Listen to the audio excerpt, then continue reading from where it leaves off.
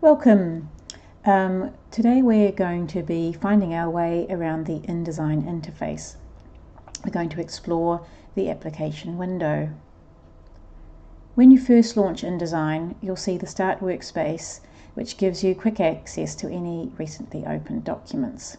All you need to do is click on one to open it. We want to create a new file, so I could click on this New button here, or I can go to the File menu, choose the New sub-menu, and then we'll select Document. The New Document dialog box has quite a lot of options, but the first thing we want to think about is if our document has a left hand and a right hand page like a book, or if it's a simpler document like a flyer. If it doesn't have facing pages, then here we would turn off this checkbox. Next, you want to choose a page size from the page size pop-up menu, or you can type in your own values down here. You can type this in any measurement system you want, for example centimeters or millimeters or inches, and then InDesign will convert those measurements to your saved unit of measurement. And here we can see that the saved unit of measurement is set to picas, and we can talk a bit more about picas and points later on. If you want to use centimeters for all new documents, before you open or make a new document, you need to go to InDesign without any files or documents open, and then in Edit, oops, just close this, Edit, Preferences,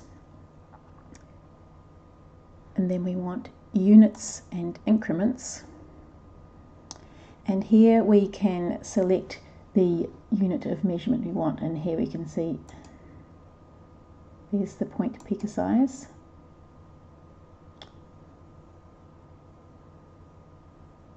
And here we go, there's points, picas, inches, decimals, millimeters, centimeters. So perhaps we might choose millimeters, and then we'll click OK. Now this will apply to all our new documents. Any documents that we might have saved previously will use the size that was used, that was the setting at that time.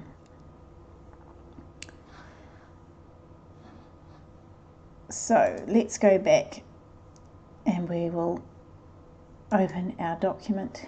We'll have a facing document and we'll make it A4, and now here we can see that our measurements are millimeters, but oh look, the height is still set in picas. So let's go back, Edit, Preferences, Units and Increments, and look, we only changed the horizontal, so here we can change also the vertical. We go back, New Document, A4, and there we go. Now we have our measurements in millimeters. Down here we can specify our margins. These are just guidelines. You can ignore them if you want to. In this case I'm just going to click OK, and you'll see that InDesign has created my new document. You can start with an empty InDesign document like this if you want to, but often it's easier to start with a template. If you're working with a designer, they may create the template for you to add text and graphics into, and that is something that we will be commonly doing with the projects we work on this year.